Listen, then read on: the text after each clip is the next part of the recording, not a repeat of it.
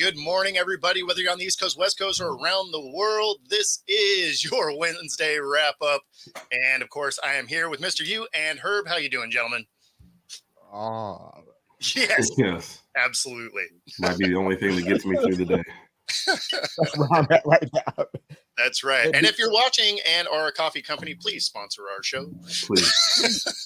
Put it inside here. Yes. I'll probably drink it. Talking about being promoted all morning long, that's us. We got you.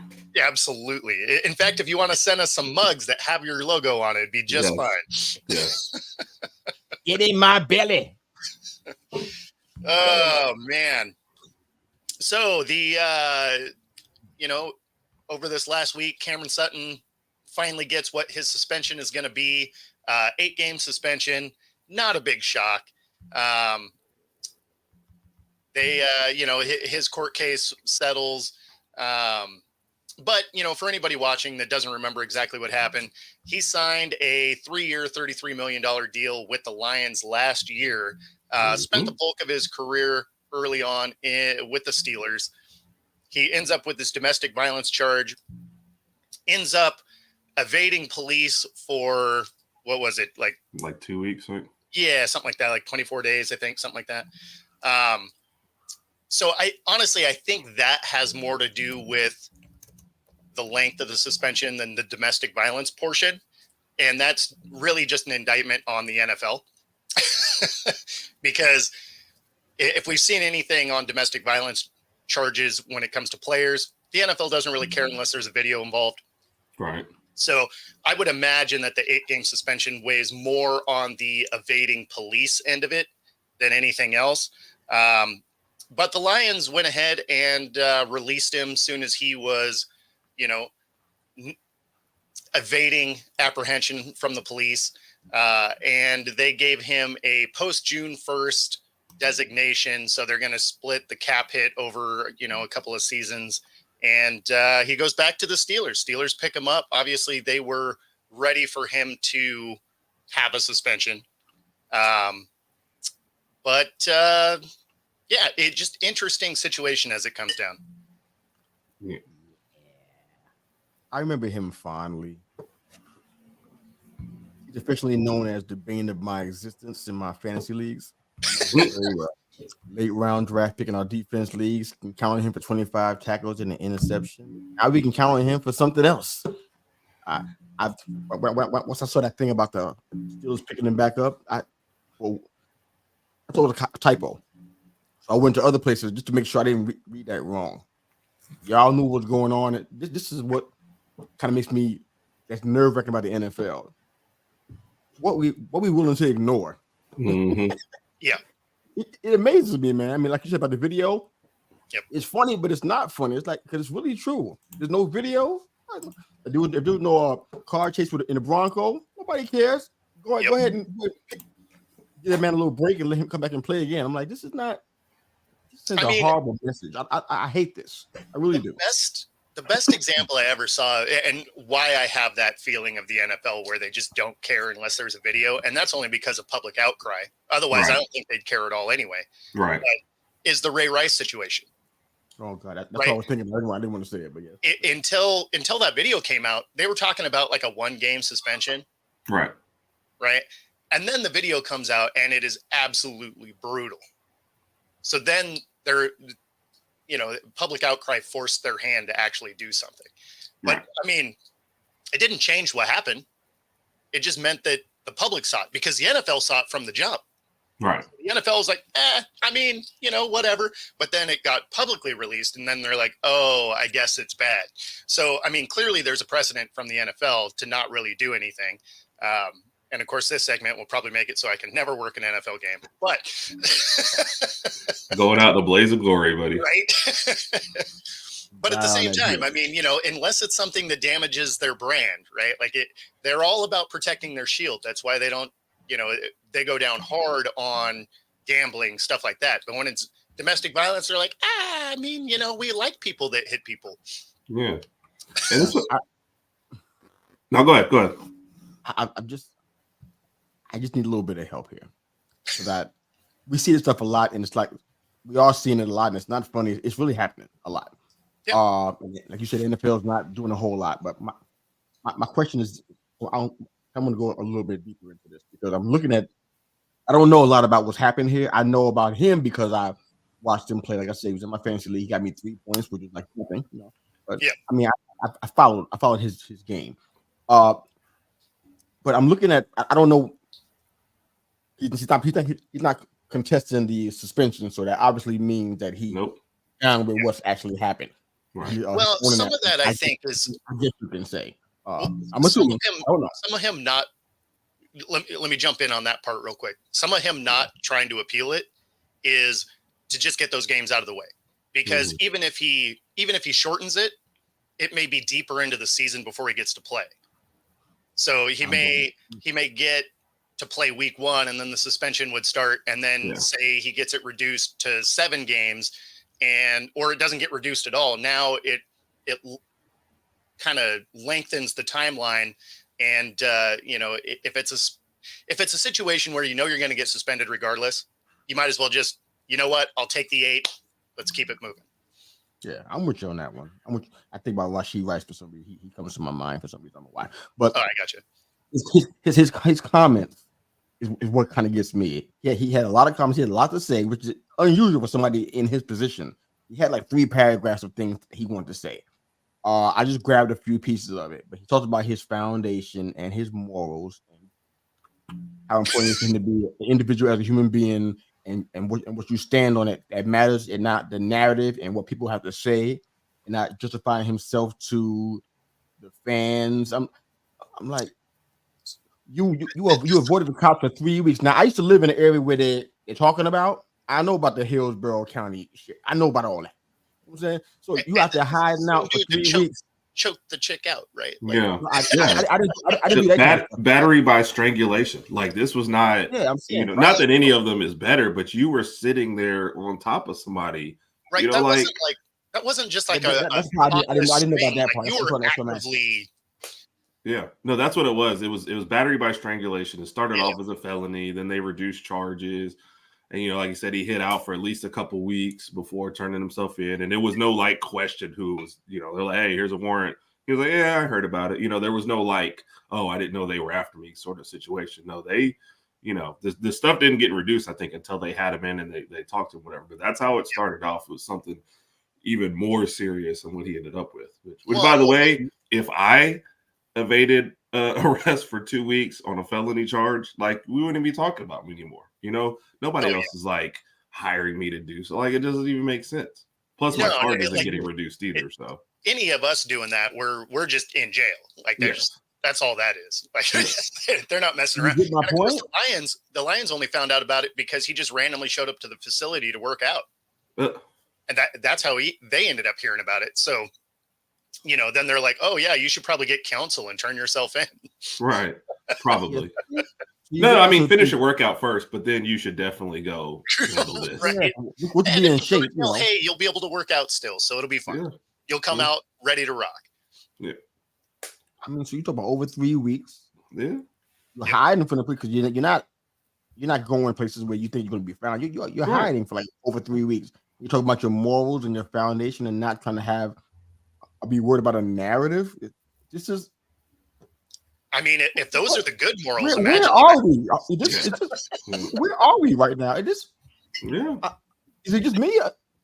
Just don't know. So the reason why I joke about it is because I feel like I'm like, none of this makes any kind of sense. It's like this is not real life at all. You know what I mean? Because this is not how any of this should have played out. Okay, you get called to a house for strangulation, battery by strangulation. That should be it for the person.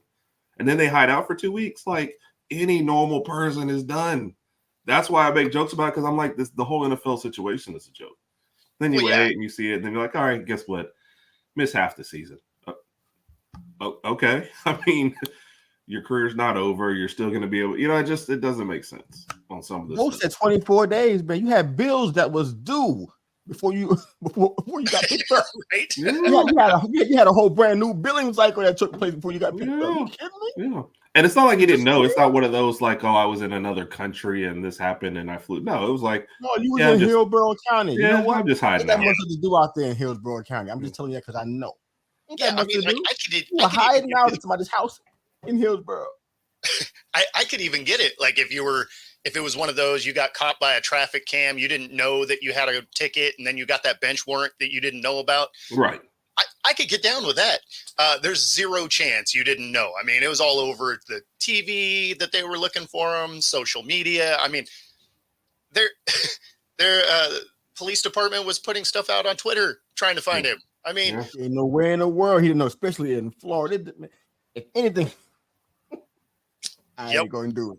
Let me just tell you that if you live in or have lived in the Tampa area and you did anything wrong, you were on something. I'm just telling you that.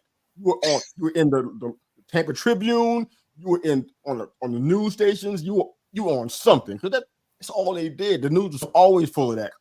I mean, we've all seen Florida, man. The person doing the thing was probably on something also. Yeah. Come on, man. You knew what was going on. This is crazy, man. It is. But you're He still hearing has a about it job. more and more, like because he said at the start, man. We just these happen, and then it's like the NFL's figuring out how do we need to address this before somebody, is anybody going to get mad? Oh, you saw a video, everybody's mad. Oh, he's evading this. Oh, no video. Yeah, we get away with it. It's like it's a ridiculous. And that's the case here, is there's no video. That's right? just crazy to me. That's why I say the only reason it's as long as it is because of the evading police. Because if it was just the domestic violence, I bet it'd be 1 or 2 games. Yeah. So Maybe. Which is sad in and of itself, though. I have What's a that? question. I said that's sad all on its own right there, though. Oh, no question. Yeah.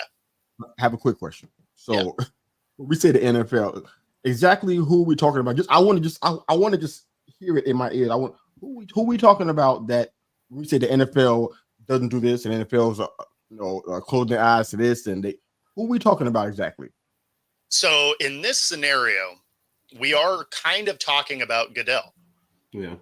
Because his job, which whether you love Goodell or not, he is incredibly good at his job, which is to bring money in and protect the owners. Like that's his job. And when you think of the commissioners in all the leagues, he's probably the best one. Again, whether you hate him or like him or whatever, he has helped mold the NFL into the juggernaut that it is. So, but at the same time, his job is to keep talent on the field. So if he can finesse their multi-billion-dollar company to keep people on the field, they will. That's why when there's not a video, they're like, nobody will see it. They'll forget about it in a couple of weeks because people get distracted by cat videos. So the attention span is about 2 seconds. As long as there's not a video that keeps popping up in their reels, it'll just kind of under the rug by mid-season. And I mean, it is what it is. So yeah, I mean that's his job. So ultimately it comes down to Goodell. I mean, if you remember a couple of years ago, he ended up having the deciding not deciding vote, but he's the enforcer of the league, right? Which is how Brady ended up with the suspension he did. It was just like, oh, well, it comes down to me anyway, even though they had that outside arbitrator come in, right? And then I remember that. It didn't go quite the way the league wanted, so he just levied his own thing anyway. So at the end of the day, he has full reign of what the NFL does. And the owners trust him because his track record says he takes care of the brand and makes them a lot of money. Yeah. And I mean, ultimately, that's what you want as your CEO. Like, if you owned a company and you were appointing a CEO, you'd want a guy that would protect your brand, bring in a ton of money, and when bad things happen, find a way to make them go away. That's exactly the dude you want.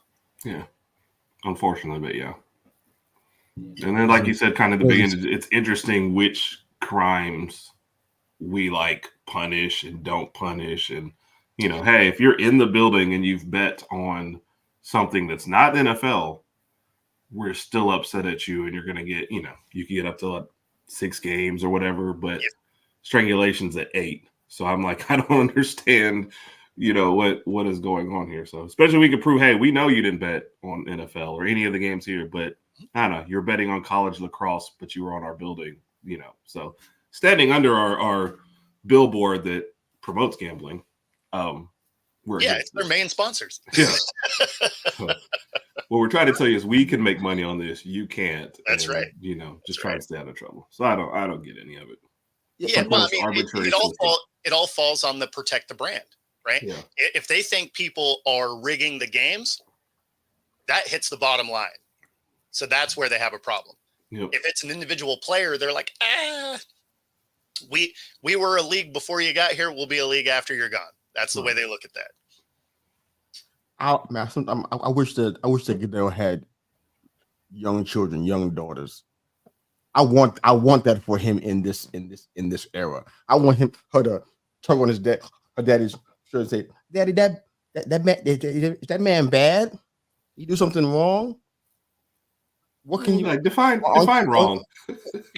What can you do? Can you help? Can you help the lady that got choked out? Can you help her?" And he'll just be like, "Look at them stats. He is a bad man." Yeah. Sad. Sad. I'm done. Man. I'm ready to move him. Yeah. So speaking of hilarious things, we got Dable out there saying he can run a 7-second 40, and I thought you'd appreciate this one because maybe he's going to be your receiver one. You guys got so many holes to fill. No, they got Neighbors. He'll be receiver 2. He's your slot guy. Oh, no, y'all crazy, man. I lost your mind. Can you imagine it? Daniel Jones and Drew Lock stop back, wait for him to get out of his break, taking a minute. There's not a spot for him on this walk. They're stretching. They're like, "Hey guys, this route's for Dable, so we're gonna need you to block for a good 10 seconds." Get out of his break. He's gonna be just taking a break. Is all it's gonna be. There's not a spot for him on this roster. Well, I just figured because he's probably gonna get fired. He's just looking for that next career path. You had a chance to get fired. You got a chance to stay. But just like I said, off the air, I know we got to have fun with it and everything. And this is like, camp and everything. But honestly, I'm on edge because this can go a lot of different ways. I did a couple of shows where I was doing predictions. I would ask to predict the season. And it's literally, I kind of felt the same way in 2022 and it kind of bared out. Last year, we talked about it. There was five games on their schedule where they lost by 5 points or less. Yeah. So that tells me that, you're looking at a 10-win season, even with an atrocious O-line and a whole battery of other issues going on, especially at quarterback. So, now you're talking about 2024, where I feel like they've improved in 2 specific areas. Is it enough? Not for me, because we're already kind of traumatized, so we need to have way more improvement than just some incremental stuff. I need to see some wholesale changes, but we have improved in specific areas, specifically the O-line, and of course that wide receiver with Neighbors coming in from LSU. So, and then the tight end, I love Theo Johnson a lot. I'm almost in love with the man, but there's a lot going on there. Like we did at the backup position of running back, just a lot of stuff has improved, but it's like just the focus can't be on stuff like this. I'm sorry. I can't invest in this. I'm like, we have almost a 10-year, about a 10-year stretch of 9 or 10 years of utility when it really didn't have to be. We brought in these bums out here trying to be GMs and coaches for us that had no business in that position. No business, nothing. There was no pedigree, nothing that said, you know what? You are a great fit for this. It never should have happened. And then the finances, the same idiots, and then messing with the money. Yeah. I said what I said, dude. I just don't like when you hold back like this. I'd rather just see your true emotions come through. And you messed up our financial timeline for years. We're just starting to get that right. What, a year and a half ago? We're starting to get that right. And then you had a good season in 2022 when you probably should not have. And you gave a big contract out to somebody you shouldn't have gave one out to. And now we're sitting here talking about 40-yard dashes. Sorry, man. I got other fish to fry here. I got problems out here. I'm like, are we gonna be relevant in the league where the whole league is waiting for it to be relevant? This ain't waiting for us. The NFC East is waiting for us to be relevant. I mean, to be They fair, wanted to compete and fight and have battles against the Cowboys better than a 40-year to zip week 1 game. They wanted to compete. We sitting there waiting for us right here on the plate. Say, come on, Giants, come on, get back into this, make the league better. We talking about a 40-yard dash, man. This man can't. All things being equal, I liked that contract situation just because it was hilarious. In the way of you have Saquon, who really carried that team, and your GM comes down. He's like, "All right, I got this big check. Let's see, you did a lot of work, so I'm gonna pay the ball boy." Like, I'm just like, what is that? So is that what we're doing? We're talking about Barkley versus Jones. Is that what we're talking about? Because I don't know if it's as simple as that. I feel as though that money probably didn't make sense in the moment. Right now, it probably looks like a bargain compared to what people are going to be getting right now. But I didn't think it was necessary. I think he should have. I would have made him play out another year. That's what I'm getting ready to say. I've seen other teams do it. It made sense. I'm not sure if Justin Fields is a good example there, but I've seen other situations where it made sense. Let him play Jordan Love. Let him play to the 5th, and let's make sure it's not an anomaly. Well, that's the thing. He hasn't done enough to pay anyone that's had one good year, especially if it's the contract year. Like exactly. You haven't proven anything to me. Yeah, you have to have that other year to say, you know what? Let's just make sure it's not a fluke or an anomaly. Let him. That just makes sense. Yeah. But I'm not saying you're going to take that money and give it to Broccoli either. Yeah, let's be honest. I'd rather find somebody off the street that is. I wouldn't have paid Barkley just because of his injury history. I would have worked harder to keep him in the building, though. Like, maybe I wouldn't have gave him what he wanted, and maybe he still leaves. What you wanted him to do? What you wanted him to do? No, he got a contract. I don't care what they're talking about. He got a contract offer. He just didn't like it. No. The second guarantee money probably the reason why, but he didn't like it.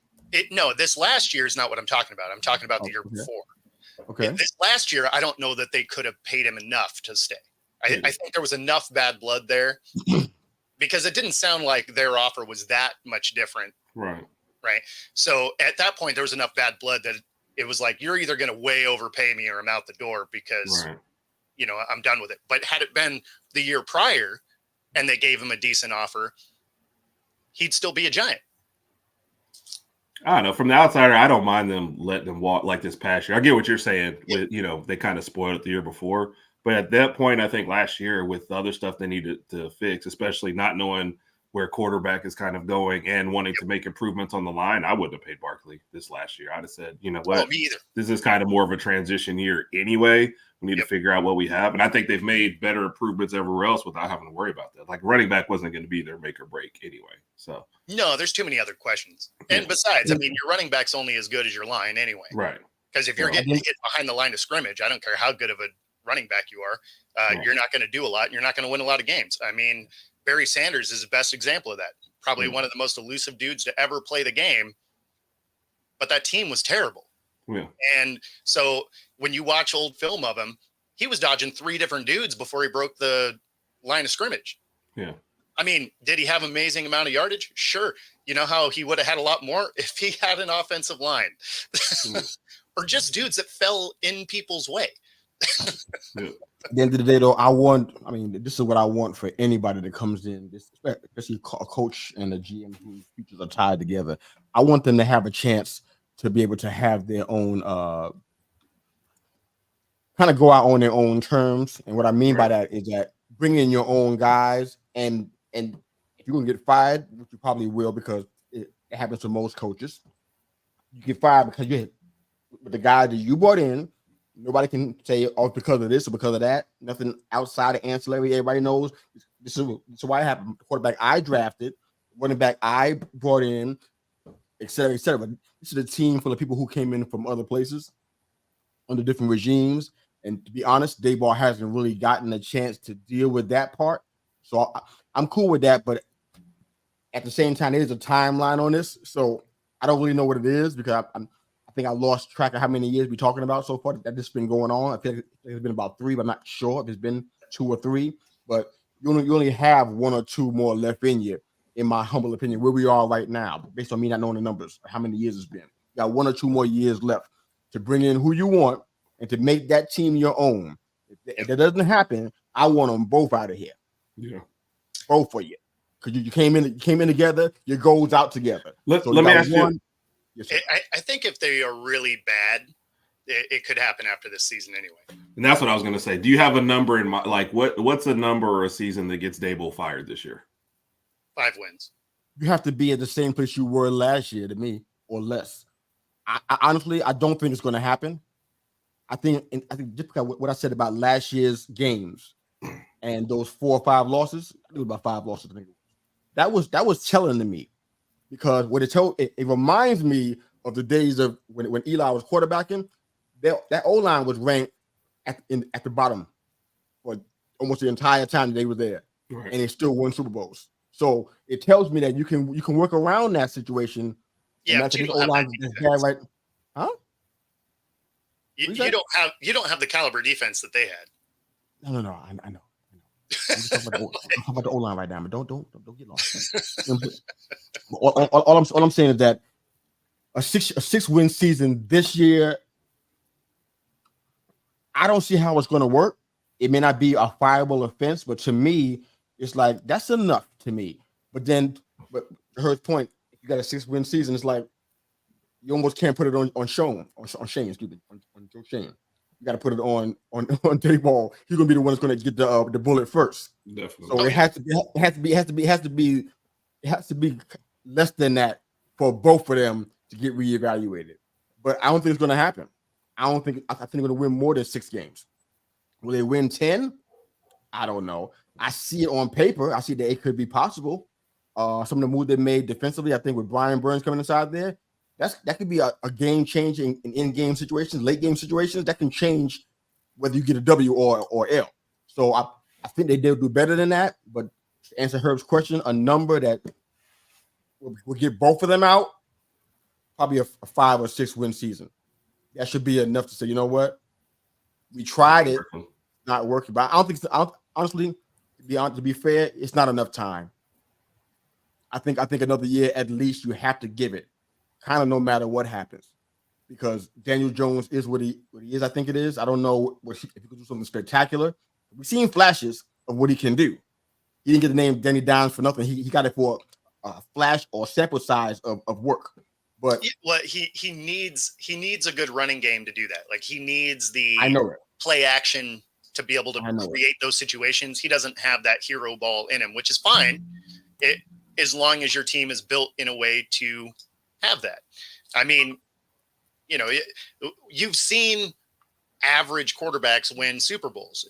You just have to have talent around them. Yeah. I like Tracy, and I like Singletary. I mean, I watched him in Buffalo. I like him. I'm saying I don't know what is going to happen in this setup. Kind of hard to see. I'll let you know when I see some preseason stuff, kind of get some ideas. But I like him, but I don't know if this the kind of running game that's going to help Daniel Jones or not. I don't know. Yeah, I just foresee it in the backfield. So I mean, they can do that. That helps. Just don't know. I guess I foresee a scenario where, like, Daniel Jones either doesn't come back or he's just, awful or whatever, and Locke isn't what they need, and they have a bad season, and then both guys are like, well, it was the quarterback situation that wasn't fixed, so it's not really, you know what I mean? Like one of those kind of scapegoat situations where you win 5 or 6 games and still keep your job because the attention is elsewhere. If it goes down like that, then it's a scenario wwhere maybe Daboll keeps his and the GM gets fired. Yeah. I've never seen that would happen under something like this. What's the scenario again? GM gets fired and Daboll how would that work? It looks like a quarterback meltdown, because at that point, that is a GM talent acquisition issue, not a coaching problem. Yeah. Like if DJ comes out and is just terrible, I mean, you've seen GMs get fired and not a coach. Like it happens. Yeah. Yes. Yeah. It does. So I'm saying right and wrong. That's not my prediction. What I'm saying is I could see that being one of those, like, who are we going to make the escape? Because this happens. Everybody's together until they're not. And it comes to the end of the season and the quarterback is doing terrible. Daboll's gonna, because look, he looks like a bus thrower. He looks like, I don't care, as long as I keep my job, I will throw everybody else out there, even if it's halftime. So I could just see he does have that look. He does have that look. I mean, that exit interview. it is that Spider-Man meme where they're all pointing Yes. at each other. They're just like, it was that guy. And I could just see him saying, well, we didn't get a good enough quarterback play, so I don't know what I was supposed to do. Like, I could just The only see reason that. why, I mean, the only that's reason how why I don't Robert think it's gonna Saleh happen kept his because job. this is New York. Yeah.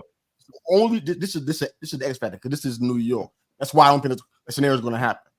Okay. They all may go first, or they both go, but I don't see the other scenario just because it's New York. Okay. And I fans mean, are already talking already. This is already a hot exactly- issue. Like, It's exactly how Saleh kept his job, was because they went and grabbed Rodgers and he gets hurt, because you can bet if they had that type of year and Rodgers was playing, Then Saleh's fired. Yeah. Straight up.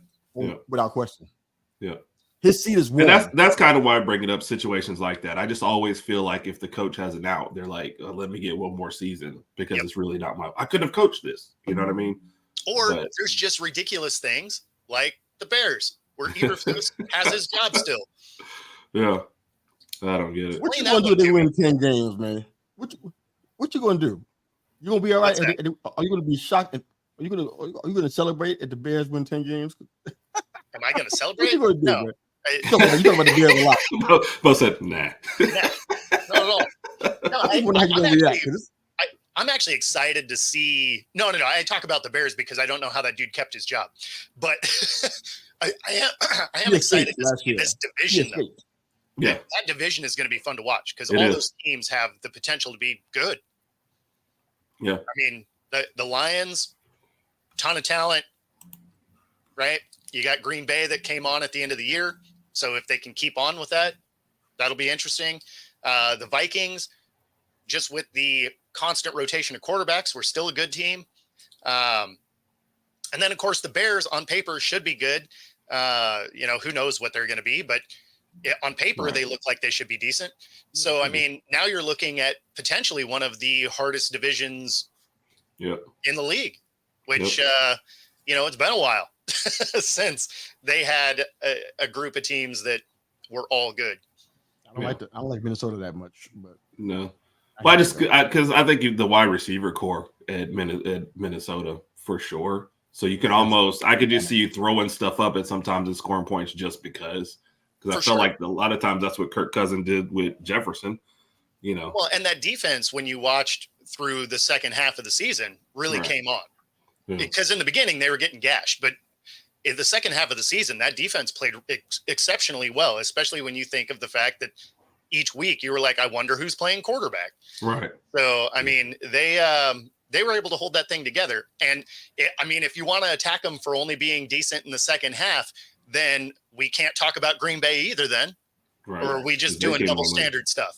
Yeah. Because they were god awful to start the season. Yeah. So, I mean, That division could just be very, very strange. I'm like just all talking about year. Aaron Donald. That's it. No, I just think the receivers are good enough because Jefferson can make a bad quarterback look good.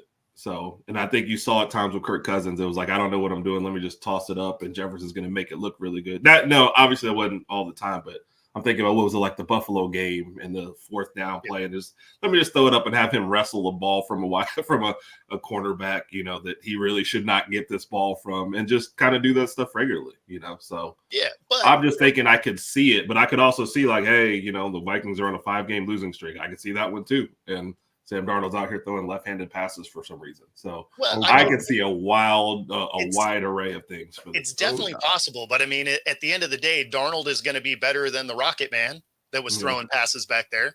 Yeah. He's better than what their backup was. Those Is guys that the still won count? games. Did Dobbs stop by for a minute too? Yeah, like that's what I'm saying. Like So they still won games with those guys. You Yeah. can't tell me that Darnold isn't better than those guys. I think he's gonna have flashes. He's gonna have one game where he goes for like 300 yards. You're like, oh, that's the Darnold we're looking for. I'm excited to revisit the conversation when the season starts. I'm not saying they're going to win their division or even be in the playoffs. I'm just No. saying it's going to be an interesting division. Yeah, I feel like you're missing like that whole thing and thinking we're saying something that we're not. Yeah, because we're not saying they're going to be good or competing for any playoff spots, but I think they will be a thorn in the side of that division. Can't wait to see it. You missed that whole thing. I can already tell by the smile. That's the I stopped listening. I got it. I'm not. I've seen that smile so many times. I'm like, I'm not thinking Sam Darnold. That's all we talking. That's all I'm talking about. Me. I can tell. I don't like Sam Darnold. I know you guys. I love you guys. I'm listening. I don't like Sam Darnold. I've seen that smile so many times. I'm like, yeah. I mean, I'm seeing 6 and 11. That's what I'm seeing. It could be your man JJ in there. Who knows? He could Early? show out that early. I'd be shocked. I wouldn't. Who knows? He could show out during camp. Maybe he gets the start. Do the Russell Wilson route. He could be dude from day one. Who knows? Well, that we'll find out. That would shock me, and I want that for him. Go blue, baby. But I don't see that happening. But okay, that'd be great. I don't see it happening either. But I didn't see enough out of him in Michigan, just because they didn't ask him to do that much. Yep. Like that was a run heavy offense. And, I mean, nothing wrong with it. I think that needs some time. Yeah, a little time would hurt him. Yeah. So Darnold was going to be in there while he's taking time. What's that? Darnold will be playing while he's taking his time to learn. Yeah, that's how it should be. Amen. I mean, realistically, like I think most rookies should wait. Especially I got them at the bottom of the division right now. That's the my little preseason rankings that they asked me to do on different shows. I got them at the bottom right now. Yeah. And that's not what, like, if you asked me to rank the division, I would go Lions, Green Bay, Chicago, Minnesota. I'd be fine with that rankings. Nobody is arguing that point. No, it's not actually what we were saying at all. Like, you can be the worst in your division and competitive. I mean, like, if your whole division is good.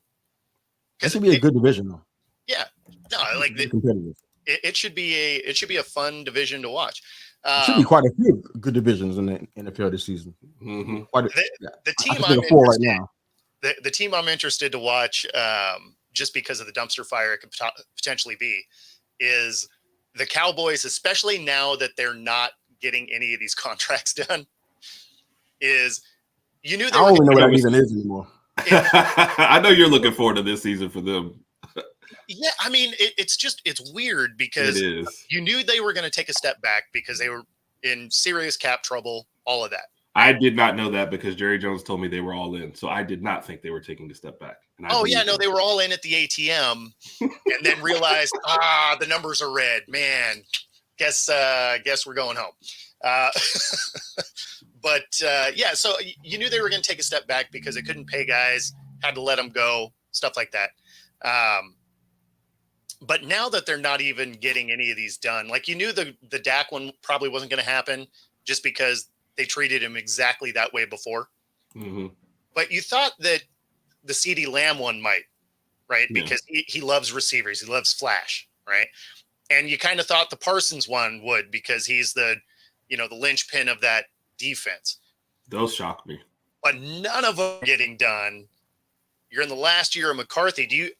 This thing really feels like the wheels are just going to fall off this thing because now not only are you not getting things done, you haven't been able to bring in new talent, but this can start to become a distraction. Yeah. Well, especially for someone like Lamb, who you kind of saw it bubbling over, I guess, at the very, end and in the playoff game. You're like, here's a guy who's never been a distraction and you somehow create him into a distraction. That's just crazy. And it's weird the parallels between like the Cowboys and San Francisco when we're saying, hey, you've got one more year and then all these people are gone, except you don't have the success on one side. Like, we're not even talking about Dallas making the Super Bowl. We're like, San Francisco can make a real run if they get this whole thing, under control. But Dallas, we had a Dallas Cowboys person on the show and we talked bad about Dallas for 20 minutes. And she was like, yep, you're right. That's when I was like, yeah, this season could be bad. I felt bad for her. I did. Like, I was trying not to pile on that because I was literally just like, what are you guys going to do? She's like,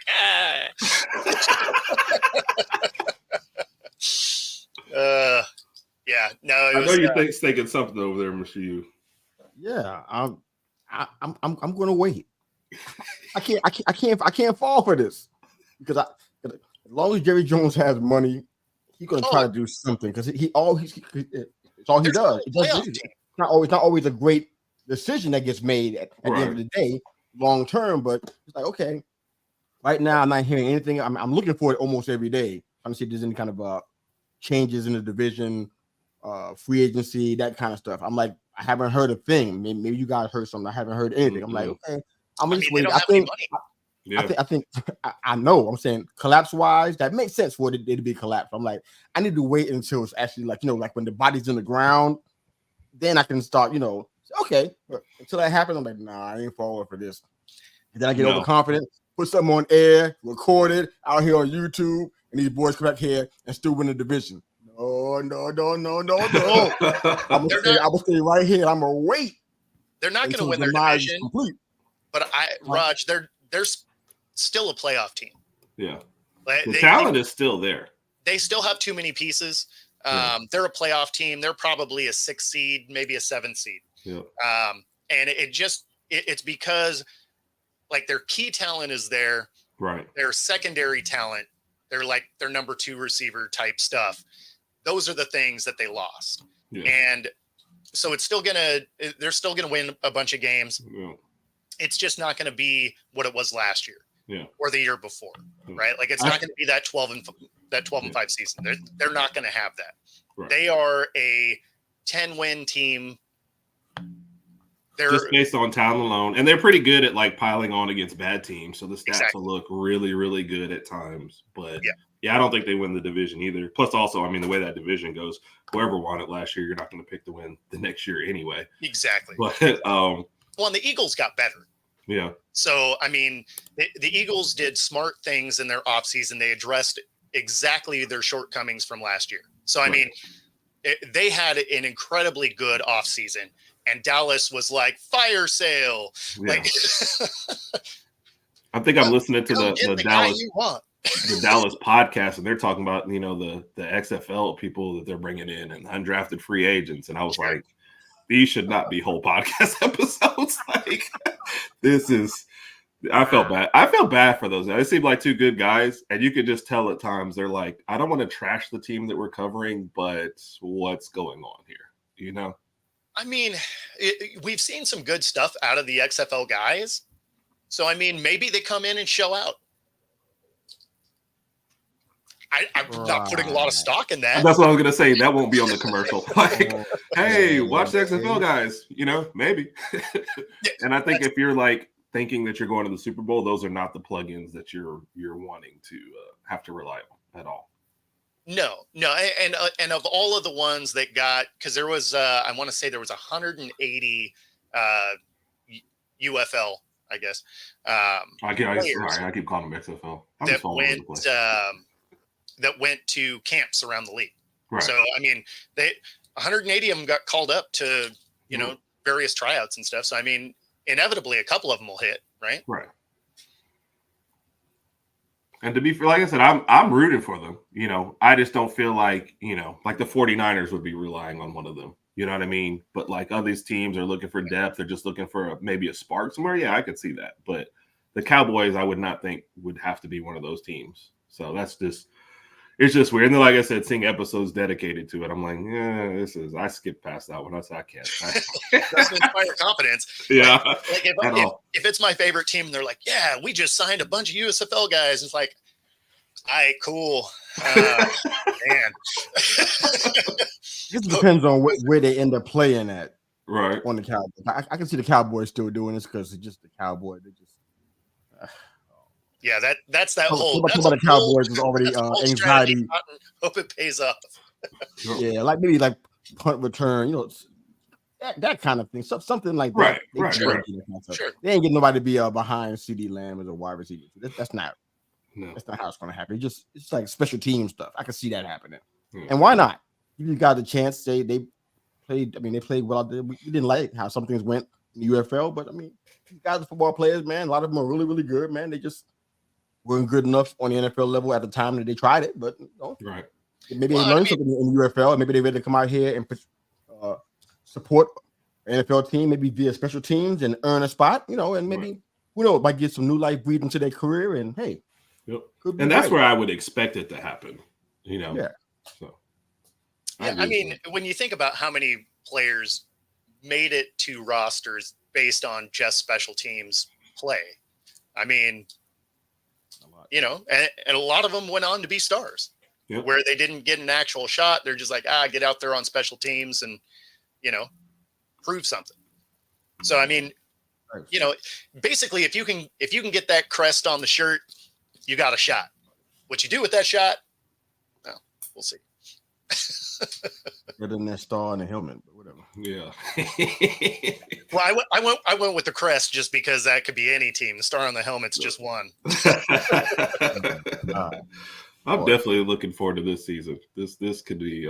I just kind of want to see it implode. Game 8, and they're losing 30-0 to like the Cardinals, and you're just like, what's going on? Fantastic. McCarthy's getting fired at halftime. It was last year. Wasn't that last year? They ain't get blown out by him, right? They wasn't a close one, but I want to see it in a blowout. I want to see CeeDee Lamb throwing a helmet at Dak and like, Mr. That's Miles good TV. Mannered. Man, I'm bringing my popcorn for that. Oh my goodness, I'll be like, cover that. Oh yeah. I just, it just has the feel of we're waiting for one really bad thing to happen, and then like everybody's mad. You've got like 3 guys waiting to get extensions to get money, and you're not paying any of them, and they're like. These guys talk. They're just sitting around going like, what's going to happen? You kept a coach that you probably should have fired last year. You went ahead and kept him after a disaster in the playoffs when you had already publicly said, hey, we need some success here. Like none of what's going on makes sense. So I'm just waiting for some. And Jerry Jones escapes all of it. So he'll pick a scapegoat and he'll say something bad about whoever. Well, McCarthy's out the door anyway. Right. When you have sound bites coming out where he's fed up with Jerry Jones. And that's his buddy. Right? Like you're straight up getting fired. Like unless you win a Super Bowl, you're gone. And even if you win a Super Bowl, that doesn't mean you can stay. We've seen him fire coaches that have won Super Bowls. So, I mean, I don't expect good things out of Dallas. I do expect them to be a playoff team. Yeah. But because the talent's undeniable. So. Yeah, I mean, there's tons of talent on the roster, but you're right. This is one just mishap away from being a full-on dumpster fire, and I'm here for it. Yeah, I'm waiting for that Dak 4 interception game where it just like all comes crashing down. Yeah, like, let me be fair. Like I like Dak. Don't get me wrong. I'm not wishing bad things on him. But I could see that being the catalyst for like. You're not wishing bad things on him, but you're not wishing good things on him. I don't know what you're talking about. I'm not. Yeah. I want 5 interceptions from you. Yeah, me and Dak ain't 5 cool, interceptions on you and nobody else. But you. I mean, if that happens, I'll be entertained. I mean, Dak will get his money somehow next year anyway. He is a great regular season quarterback, so somebody will pay him to do something. Someone's going to pay him. Like, so when you look at the numbers over the last, I want to say it was 55 starts, something like that. His numbers are almost identical to Mahomes. Yeah. Right. Almost identical. The only thing that is different, he actually had a higher passer rating than Mahomes. And completion percentage, I think, was almost exactly the same too. Right. Same amount of touchdowns, all that. Obviously, the playoff picture is wildly different between the two. Right. But when you're talking regular season numbers, I mean, it's almost the exact same all the way down the chart. Like if you, without looking, obviously this could be 1000% wrong, but if you just told me that Dak had, a top 5 season last year offensively and Mahomes was like somewhere in the middle of the pack, like I would totally, just based on what we saw from those teams and what we expected from Kansas City, I would say, oh yeah, Dak was probably blowing them out of the water this past year. And then, but when it came to playoffs, I'd be like, well, but when you figure 50 plus starts, like that's not an isolated incident. Like that's 3 years. No, I agree. I think, like I said, for if you wanted to win some games in the regular season, Dak is definitely your guy, especially before the ankle injury where he had a little more mobility, I think. Sure. I mean, I think he was just phenomenal. But I even said this. I was listening to the Cowboys podcast after this one, and they said it in the nicest way possible. What goes on with him during playoff games? Like he just doesn't like look at, and he even makes comments, in interviews like, "Oh, I'm just, going through stuff too fast," or like he admits something is wrong in the playoff games. Yeah, that's from his mouth and from people who cover the team. Yeah, so. Yeah, I mean, if he could ever figure out the playoff thing, although to be fair, I don't blame the Green Bay one on him. Like he didn't play a flawless game by any means, but his defense didn't get off the bus. Right. But I mean, you still had 2 interceptions in the first half. Like that didn't help. I feel like a lot of his stats were inflated by like that fourth quarter where Green Bay thought they were just gonna hold on and then all of a sudden Dallas was gangbusters. But he also didn't start that game off phenomenally. When your defense is playing terrible, you need a couple good possessions and 2 interceptions. And that's the problem with Dak, right? He's that like Matt Ryan, Joe Flacco guy, right? Like if your defense can play lights out, they can win. Yeah. If you need him to be special once or twice a game, you can win. If you need him to carry the team, not that guy. Yeah. And there's nothing wrong with that. You can't have defensive efforts like we saw against Green Bay. Right. I mean, to be fair, there's not many quarterbacks that could have overcome what that defense did. Right. Even without those 2 interceptions, like that's a tall task when every time Green Bay is catching a ball, you don't have a defender in the screen. Right. Like, it's not like, oh, it was just out of reach and, the timing was just off. It was like, is that dude 5 yards away? I feel like any of the 3 of us could make that completion if the defender is 5 yards away. You're not throwing dimes. You're just like, you could have final year of Peyton Manning out there throwing ducks and complete those passes. Here's your question. I don't know the answer to this. So I'm asking you guys. You probably saw some of his games before he got drafted. Before that got drafted, I forgot what team he came from. Mississippi State. Fourth round. That's what I thought. Mississippi State, 4th round pick, I think it was, right? Yeah, 4th round pick. And the only reason I remember that is because he was number 1. They got to in the playoffs number 1, like when the first playoff rankings, and then came to Tuscaloosa and it was ugly. So that's why I will always remember. Oh my goodness. Yes. Oh, let me ask you this. So did he do the things at Mississippi State that people are expecting him to do here in Dallas? No. So let me answer that with this. This man was on a team that was ranked number 1 in the nation, right? Okay. First playoff ranking, and was still drafted in the 4th round. That tells you a lot about what you were getting with Dak in Mississippi State. Absolutely. So, and I think that's it. No, I think the reason why we talk about Dak so much is he has played really well, but it's because he was a 4th round pick. If he was a 1st round pick and had the playoff record that he had, I think everything would be like totally different right now. We'd be like, well, we're expecting him to do what he's doing in the regular season, but if he's going to lose in the playoffs and we drafted him, 1st overall, like what's going on here? So I think perception is a huge thing when it comes to Dak. So the problem is he's played too well to like ever just cut and say, okay, we're moving on, but not well enough to get you over the top. So you're just kind of stuck in that middle. We're going to win a lot of games every year. We're going to, host a playoff game every other year, and we're going to flame out. Yeah. But Kirk Cousins. Yeah. You know what I mean? So it's like, you can't cut him outright. It's too good for that. Yeah. But, Yeah, no, I mean, when you think of the star on the helmet, I mean, you look at his numbers and his playoff success, and you're just like, oh, cool. They just got Romo 2.0. Yeah.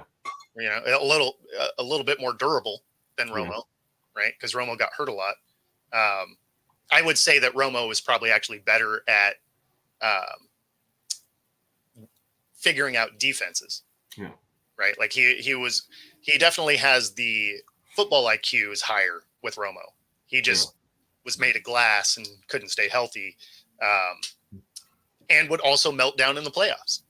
Like I was at a game where he fumbled the snap where he could have beat my Seahawks. Yeah, and it was fantastic. Yeah, I remember that. So something though, Mr. Hughes mentioned on this before. It's like when your team keeps melting down, and it doesn't matter who's under center, who's on there. It's like. And Jerry Jones is, I mean, I know you can't like say, hey, he's causing what's on the field, but isn't it strange that no matter what they're going through in the last, 30 years, we keep getting the same results no matter who we're cycling in here and out? Yep. It's just, the rosters, tons of talent. All the time. They've had coaches at times. Yeah. And I mean, the only common denominator with this team is the guy putting it together. It's weird though, because there hasn't been a team really, at least in a while, for the Cowboys where you thought, man, that roster just looks terrible. It just looks like they've been stacked. And then when they were middling kind of early on, he got Amari Cooper, and that kind of jump started Dak. So it's like he goes and gets the pieces. There were a couple of years of the Garrett era. Right. You looked at the roster and you're like, this is probably not a great team. And he still figured out how to get them 8-8, right? So I mean, it's not like they were horrendous, but when you looked at the roster, you're like, yeah, they're not beating anybody, especially during that era, because the NFC West was so strong. Mm-hmm. And it was just like, okay, like the rest of the divisions are going to have one team representing, right? Because you were going to get at least 2 out of the West, because that was at the height of Seattle, and the Niners were good. They had Cap, and the Rams always found a way to be scrappy. So, I mean, it was, there were times during that Jason Garrett era that, they weren't a very good roster. And then, of course, you compound that with Garrett just wasn't a great coach. Right. Super supportive, though. I mean, that's her point. I'm not on to the fact that I said that before. I just see it. I see what other teams too. I mean, I can look at the New York Mets, even though I wasn't, the biggest fan of them really, but I saw it so many times. Like you keep cycling guys out and changing coaches, and they had big turnover with their head coaches, the managers. It was like a lot. And the only common denominator that still hung around was your boy. Yeah. You know what I'm saying? He just stayed there as owner. I mean, he owned the team, so he has to. But it's like, man, at some point you gotta look in the mirror and say, you know what part do I play in this? What can I do differently? I mean, you got to care about this is your product, your situation, and you're making money from it. But it's like, if you want to get to the pinnacle and really be spoken of historically well, you got to make some changes. It's like, I don't understand. Well, talk about Jerry Jones and his attitude. We discussed it many times. We know what it is. Yeah. But he has to take a look at and step back. I don't think he's capable of doing it. He's definitely not. Hope he is. And like we've said on multiple shows, he should absolutely still be involved in the draft process, because he gets thrown in the door. It's not about that. I'm talking about part. He needs to bounce out as soon as that's done and let his coaches do their thing. Yeah. He needs to stop hiring yes men. Dalton Schultz says that the culture over there is a zoo. I mean, that really tells you all that you need to know about what's going on over there. I feel like that's very similar with the Colorado Buffaloes. Mm-hmm. Right? They get talent, but that atmosphere has to be a zoo, because every player that is transferred out, they're just like, man, that is not the jam. Yeah. Which, by the way, we'll have a Colorado Buffaloes guy on next week, so that should be an interesting talk. Looking forward to that. Yeah. Speaking of stuff like that, Raj, if you are still watching, if you tune in to Coach's Corner today at 1 p.m. Pacific, we're going to have Dolphins assistant Rob Everett on the show. So we're gonna get a chat with him for a little bit. So if you happen to still be watching, you may want to check that one out.